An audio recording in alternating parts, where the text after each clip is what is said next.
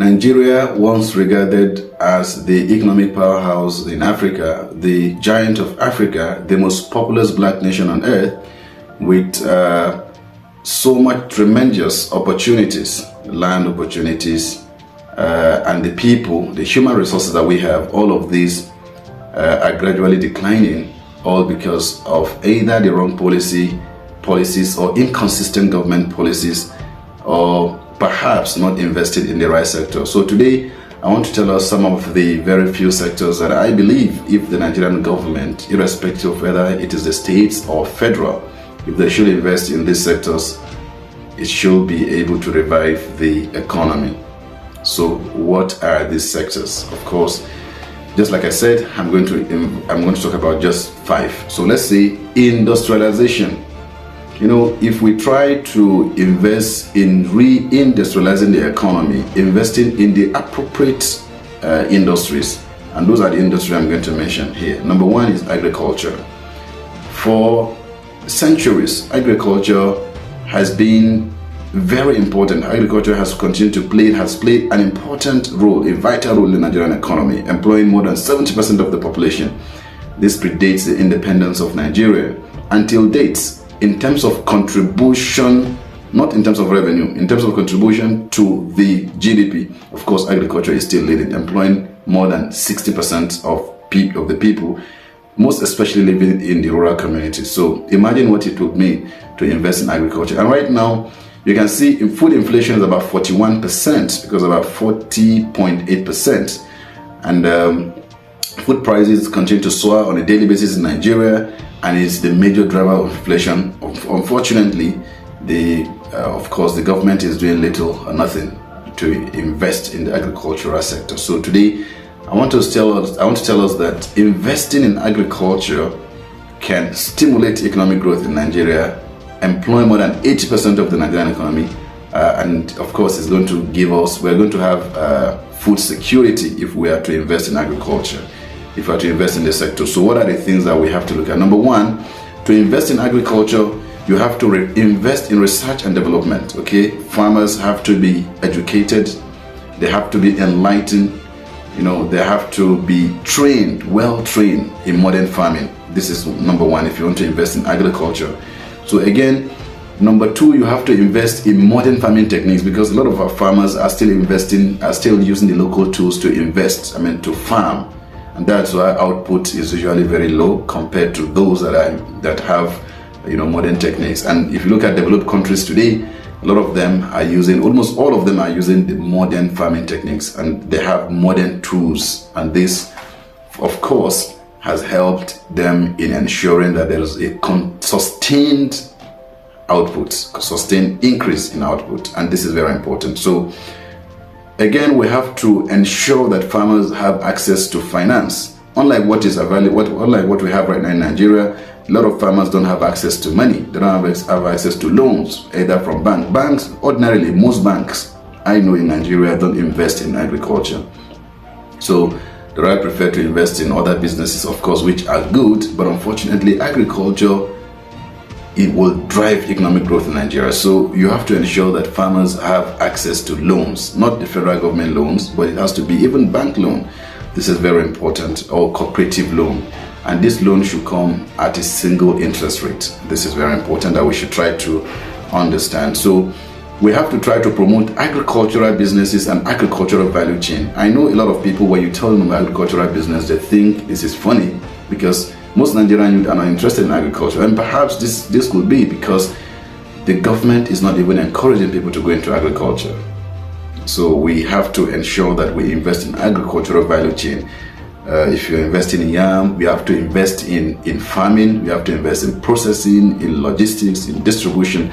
The government have this responsibility of making the environment very conducive to the private sector, so they can be able to properly invest in these sectors, in agricultural value chain, So, and again, finally, and very important as far as this agricultural value chain is concerned, is the issue of marketing. There has to be a well-functioning market system, because if a farmer can invest perhaps maybe $1 million or $2 million and then goes to the farm, and then after the harvest he's not able to make half of what he invested, then there is problem. So there has to be a well-functioning market system, and this again I believe is the function of the government, either state or federal. So what I'm just trying to say here is, let us not take agriculture for granted. There are a lot of money to be made, and agriculture can and still has the potential to employ more than 60 to 70% of the population. Of course, not even oil can do that, or even telecommunication. So the second sector that we have to look into very well, very important, is the health sector. I think, look at the situation today in Nigeria. Almost all the governments, almost all the hospitals in Nigeria are, the government hospitals, they are not well properly funded, and they lack modern techniques, modern machineries that can be able to scan and check and properly, diagnose a patient. So the federal government and the state government, they must all come together, and both private sectors as well, they must be able to invest in the health sectors. Unlike what we have right now, that you see, if the president is sick, he travel abroad and so on, and all the senators and a lot of people, because they call it the health sector. Imagine the amount of money that is going to UK and United States and all the developed countries every year, because all the rich people in Nigeria are traveling abroad to seek for medical, to try to visit some of those hospitals there. You can try to build similar facilities here in Nigeria. So what you have to do is to invest in the health sector. You have to strengthen primary health care, and this is very important. You have to try as much as you can to strengthen primary health care. Let it be that every Nigerian can be able to have access to health facility, and at a very cheaper rate. And secondly, we have investing in health infrastructure. You have to try to build, like the similar video that I made recently on my message to the President Bola Ahmed Tinubu.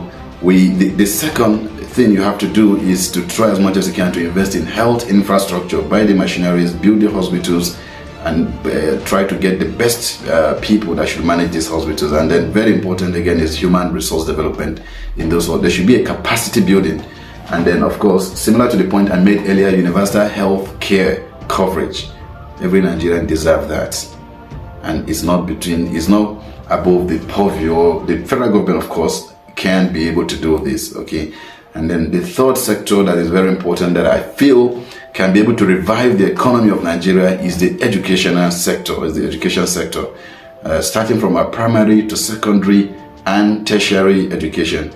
I believe that there has to be a comprehensive policy geared that will be made to ensuring that we are able to improve the educational system.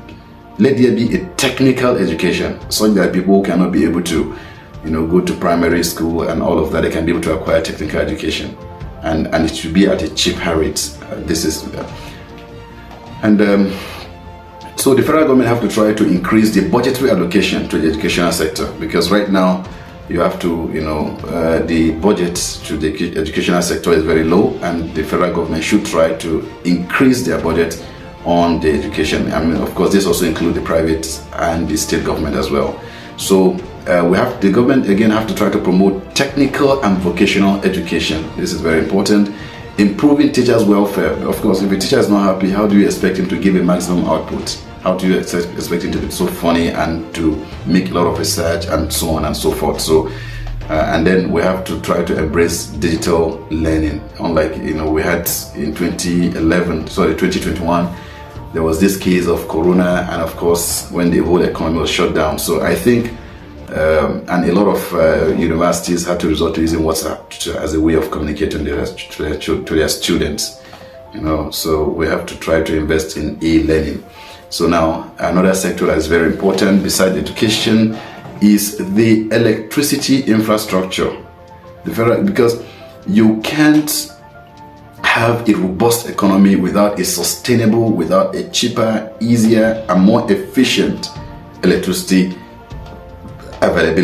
sector. So the government have to try to invest in the electricity, and not to make it more expensive, because right now a lot of companies, a lot of firms are having issues with the price of electricity, and they can't cope with diesel, they can't cope with PMS, and now they can't even cope with electricity because of the recent hike in electricity tariff. So number one, as far as electricity is concerned, there has to be a consistent electricity supply. This is number one. Of course, the demand is available, but electricity production in Nigeria is below 5,000 megawatts. And I mean, since independence, it's quite unfortunate anyways. So there has to be a consistent electricity supply. And secondly, the government, in conjunction with the private sectors, have to try as much as they can to diversify the sources of electricity generation and, of course, generation, basically. You have to try to diversify. We have solar, we have hydro, we have wind, we have gas, we have, a lot of them. So you have to try to diversify electricity, generation sources, and then improving transmission and distribution networks. This is also very important. And again, the federal government should try as much as they can to also ensure that they are able to transmit electricity even to rural areas, because doing that will also go a long way in reviving the economy. So this, I believe, is actually, these are some of the things I'd like to talk about. And finally, of course, there has to be a corruption. The federal government and the state governments and all the necessary agents have to try as much as they can to fight corruption in order to revive all the industries in Nigeria. Thank you.